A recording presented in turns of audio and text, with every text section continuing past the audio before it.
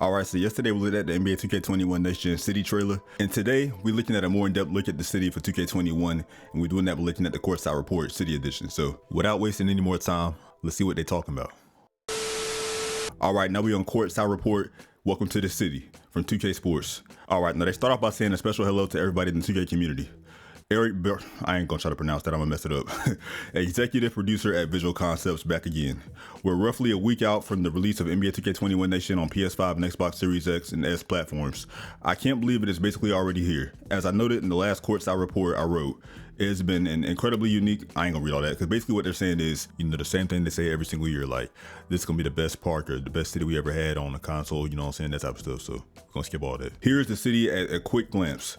Imagine a map that is many times larger than the previous neighborhoods. A design that resembles a mini metropolis, complete with towering skyscrapers, sprawling plazas, and a city center.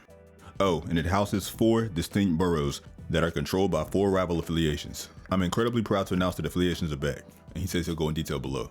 For now, let's keep painting the picture of what the city truly is. The sheer amount and variety of buildings and basketball courts that we were able to create and fit into the map still amazes me to this day. This do look like Metropolis, I ain't gonna lie to you. It looks pretty good, I'm liking this a lot. Sitting just off the water's edge on the southern side of the city lies the Rookieville docks. My players looking to dive into the city and all that it has to offer must first prove their skills amongst other rookie mob players in this isolated cluster of basketball courts. Meet the requisite actions in Rookieville and the gates of the city will open before you.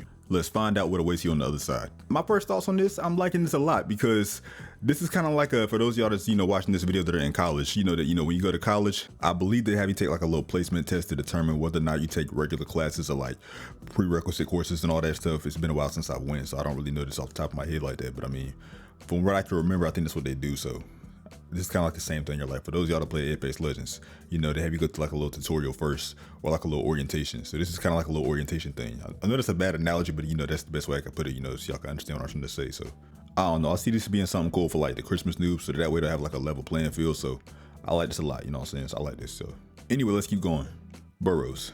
Each has a dedicated space in the north, south, east, and west regions of the city that we refer to as boroughs. Each borough has its own vibe and collection of basketball courts, decked out in affiliations' logos and colors. Additionally, each affiliation area houses a unique warehouse basketball court where new mob player progression features await. More on this below. So after I'm reading this whole borough thing, what I can get from this is each affiliation is not its own separate server or its own separate map. All the affiliations are all on the same map now.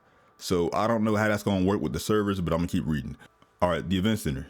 The heart of the city is the brand new event center, shining like a bright beacon no matter which borough you view it from.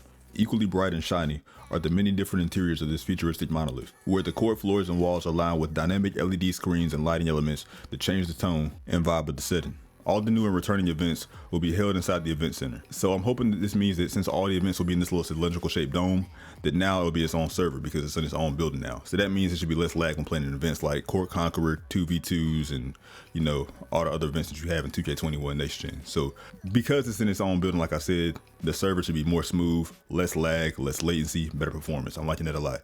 Let's keep reading. Garage hoops. Exploration is a major part of experiencing the city. Sprinkled around the city, you will find basketball hoops attached to the side of some buildings. If you happen to see one, try pulling out your basketball and shooting some hoops with it. If another player passes by and sees you shooting, they will have the ability to step on the court and shoot with you. From there, you will have the option to quickly and seamlessly launch into a 1v1, 2v2, 3v3, or horse.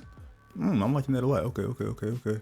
And many other game types. Its simplicity is its strong point, and as an added bonus, there are large VC multipliers you can earn on these courts each day at your first 5 games played. This is a great place to start your day off as you can warm up for the main event at your affiliation's course. All right, that's cool. A garage hoop, so that's what that was in that little trailer, okay. People of the city. Continuing on with the theme of exploration, scattered throughout the city are quests, objective-given NPCs. If you've ever played any RPG experiences, you'll have no problem spotting them. They will be the people with colored exclamation points above their heads. Every 4 to 6 weeks, new quests/objectives will be added to our people of the city, such that you will find yourself with new things to do all year long. All right, so my only problem with this is if you look at games like, for example, Assassin's Creed or Mortal Kombat Deception, for those of y'all that played Mortal Kombat Deception back in the day, because in my opinion, that's, a top 5 Mortal Kombat game of all time because that Conquest mode was goated for Deception. But anyway, if you play RPG games like I said, Assassin's Creed, Mortal Kombat Deceptions, or Watch Dogs. You know that like follow your target and gather intel, or retrieve the key for a lady to bring it back, or your wife's ring that you lost, like in Mortal Kombat Deception, like I said, you know, where the guy was like, Shujinko, can you refer? Anyway, y'all get the point. There was a lot of variety you can have in terms of these little quests and little side missions that you had in these RPGs. But now that this is 2K, I want to know how they're going to implement this whole style into the game, because like I said, in RPGs, there's a lot of variety of ways you can, you know, go about your side quests. But because this is a basketball game, I don't know how they're going to implement this into the game and make this work. So time will tell with that. I'm interested to see what they do. So let's keep reading. Generally speaking, there are 2 lines of quests, so they basically answer my questions. The first is a series of single-player 3v3 games that you will be challenged with in the warehouses found in the core area of each affiliation. Some of these can be pretty challenging, as you'll be facing off against some of the best players to ever lace up a pair of basketball shoes. The insides of the warehouse are actually very cool. Astute players who enjoyed NBA 2K20's neighborhood will appreciate the throwback efforts within them. The other line of quests will encourage you to get out and play games in the city, and reward you for doing so. Simple as that. Complete all the quests and you will earn some unique clothing items / accessories that are not sold in stores. Alright, so basically they're trying to give you more of an incentive to actually do these little quests and all that stuff, because, you know, honestly, people are not going to most likely do this, you know, a week into the game, or, you know, 2 weeks into the game when the game's already been out for like 2 weeks. This is probably going to get old pretty fast. So that's why they're making you, you know, do this to earn clothes, so that way you keep doing it. So that's cool. Alright, Gatorade Training Facility.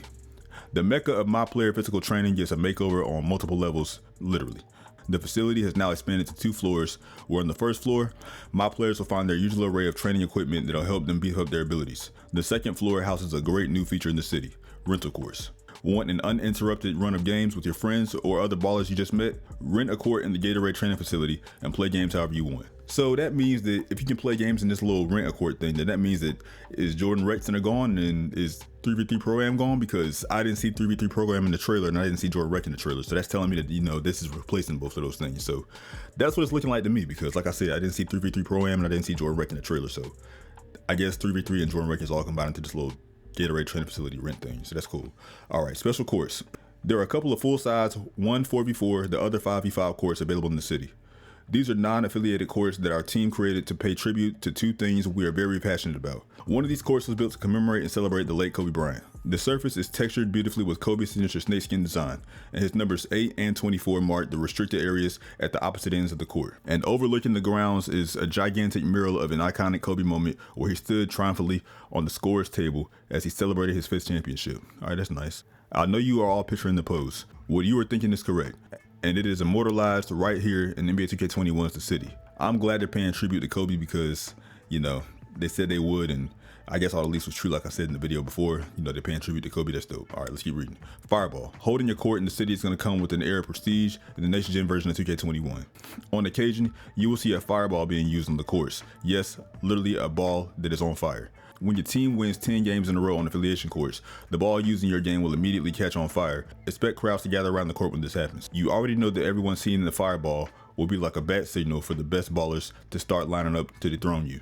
Why they keep talking about, okay, first they said Metropolis, now they saying the bat symbol. They got some guys over at 2K that really likes comic books and all that stuff. We're gonna keep reading though.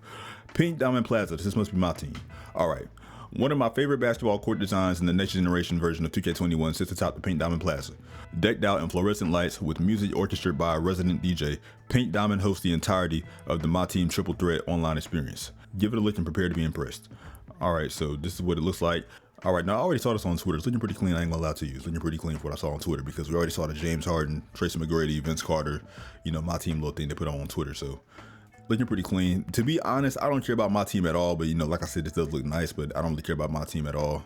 So we're gonna keep reading. While some of your favorite shops from the old neighborhoods will be returning, the city has been built to feature an even wider variety of apparel locations for you to express your style. Some of our Plaza partners will be receiving a dedicated space within our Plaza of shops. All of your favorites, including Nike, Jordan Brand, Adidas, Under Armour, Puma, and many more can be found in the city. For me, 2 of my favorite new stores are Alter Ego and Drip Brothers. Drip Brothers, okay, sounds cool, all right. You can get some fun items in those too. Be on the lookout for all the new self-expression items we will have available at launch. Okay, so this is reminding me of like a little shopping outlet or whatever. So like a little, I don't know, mall or something. That's really cool, whatever. New Balance, they got New Balance, all right. Alter Ego. Affiliations. The city is big. The return of affiliations, however, may be just as big, if not bigger. One of the most requested features from the 2K community was to have affiliation-based gameplay. Naturally, we're incredibly excited to bring it back in a meaningful way that offers competitive depth to the city. All right, so that sounds cool. That sounds cool. That sounds good.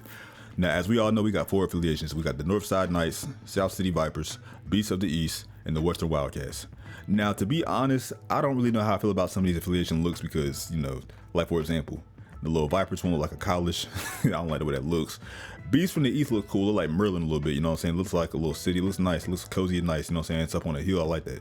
Then we got the Western Wildcats. This one look trash. I ain't gonna lie to you. This one look trash. I'm not gonna lie to you. Western Wildcats look trash. I'm not gonna lie to you. The Beast of the East, like I said, I like the way it looks, and they got Ticino. Or I might go with the Northern Knights because I live in North Carolina, and I grew up a lot of my life in Knightdale. So Knightdale, North Carolina, you know what I'm saying? Each has their own dedicated borough instead of affiliation courts within the city. Rep up to Pro 1 by winning a few games in Rookieville, and you'll be assigned to one of these 4 rival factions. If you don't land in your affiliation of choice, you can always head to the city hall of the affiliation you are interested in joining and file a transfer request. All right, that sounds real cool. I ain't gonna lie, that sounds dope. All right, let's keep reading. The penalty for changing your affiliation is your rep level, and it will reset all the way down to Pro 1. I would encourage you to think long and hard before abandoning your team to jump ship. Playing on your own affiliation's course has its advantages. Specifically, you can only achieve your full player rep by balling on your home court. Playing on courts of your rival affiliations will earn you much less rep per game play. Leveling up and strengthening your my player will be very key for what is to come. Rival Day Conquest. The final 2 weeks of every mayor term, more on this down below, will feature a culmination of series of events to crown which affiliation runs the city. Rival Day Conquest is a key event where all rep earning restrictions are removed from the city and you are encouraged to invade other... Okay, so basically what this is saying is you're not going to be penalized and get less rep for playing on rival affiliations courts, when it's Rival Day. So that's basically combating what I just read earlier. So I guess Rival Day is where you can, look to see most people, going on other courts and other affiliation courts and all that stuff. So that's cool. All right. Rival Day Championship taking place in the event center. This is the final piece of the puzzle in confirming your affiliation as the true champions of the city. Battle head to head with teams from other affiliations as you engage in this culminating experience. For the affiliation that comes out on top of this head to head championship, the spoils of the city awaits you. You'll be able to head to your affiliation city hall to pick up your winner's check. Enjoy your... Okay, that's cool. All right, so basically you get a lot of VC for winning the Rival Day Championship, what I can get from this. Mayors. All right, let's keep reading this. I already know about this stuff, but we're going to read it anyway. A brand new dynamic we're introducing as a part of the city are mayors. Each affiliation will be represented by a mayor. They will be very influential in your day-to-day experience within the city. So what is a mayor? What do they do? And how did they become elected? Let's go over the responsibilities mayors are responsible for. All right, so affiliation videos. Mayors will be creating assorted videos during their term that will appear in-game on the Jumbotrons. You can expect your mayor to emit rallying cries and motivate the members of their affiliation to perform at the peak of their abilities. After all, like you, they want to run the city. All right, I already know about this right here. So basically what this custom playlist is like your mayors can pick the songs, but who cares about songs because, the mayors are gonna be content creators and, for those that are content creators, we turn the music off anyway. So, I ain't gonna read this because it's not that big of a deal to me, but anyway, let's keep reading. Court design. There will be events during your mayor's reign where if their affiliation comes out victorious, they will have the responsibility of designing what the courts look like of their borough. So basically the same thing as court design, but like, the murals from, this mural design thing, uniform selection. When it comes time to finally battle other affiliations head to head, the mayor will have the unique opportunity to select all the uniforms that all members will wear as they stream onto the courts of their rivals. All right, it sounds cool, I guess, whatever. Mayors will be interacting with their constituents via in-game polls and messaging that is all conveniently built directly into the menu system of the city. All right, so I don't like that at all because this sounded like to me that 2K is just doing this whole little poll thing because of the elections that's going on right now, you know what I'm saying? I don't know though. Let's keep reading. Finally, let's talk briefly about how mayors come to be. For the launch of 2K21, we have hand selected the initial candidates for mayors. Spoiler, there will be people that you already know. So yeah, like I said, it's gonna be Troy Dan, Ticino, Shakedown, and I think the 4th one is Grinding DF, I want to say. So yeah, let's keep reading. Every 6 weeks, we'll be holding an election week in the game where you, the community representing your affiliation, will have a final say-so on who becomes the next mayor to represent the cause. There are going to be exciting times that can turn the tides of momentum. I don't know how I feel about them bringing politics into video games. I don't like that at all, really, to be honest with y'all, because in my opinion, politics should never be brought into video games, but that's just my opinion though. But anyway, let's keep reading. My player. To make for a truly vibrant, dynamic environment, we're supporting hundreds of my players simultaneously in the city. Here's what's new for every one of them. Walking and balling at the same time. The basketball is an okay, I already read this also earlier in the, well, I didn't read it rather, I saw this earlier. Basically what they're saying is you can have a basketball with you at all times. You could be, having the choice to pull it out or just, keep it in your pocket or whatever. So that's cool, I guess, but it's also more realistic because, you know, when you go to the park, sometimes you dribble a basketball to the park and stuff, so that's cool. All right, skateboard and BMX improvements. Now, this is important to me because this map gonna be huge, so, you know, transportation is huge. For the thrill seekers out there, you'll find plenty of rails you can go around on your skateboard this year. I don't want to be Tony Hawk. If I want to play Tony Hawk, I'm gonna play Tony Hawk Pro Skater 1+2. You know what I'm saying? I don't really want to play Tony Hawk on a basketball game. But anyway, let's keep reading. That's right. Express your style and go around on any rails you can find in the city. There's a large hill over the beach of the East Borough that features the longest rail ground in the city. One more thing. There is a free, fully kitted out skateboard waiting for you in the decks. Make sure to stop by and pick it up so you can partake. All right, so basically you can get a skateboard for free. So that's cool. So that way, I guess, and that means that, you know, transportation should be not, you know, as much as a hassle as it was before. So, because this map is so big, of course. The BMX bike has also seen a lot of improvements to its functionality and control this year.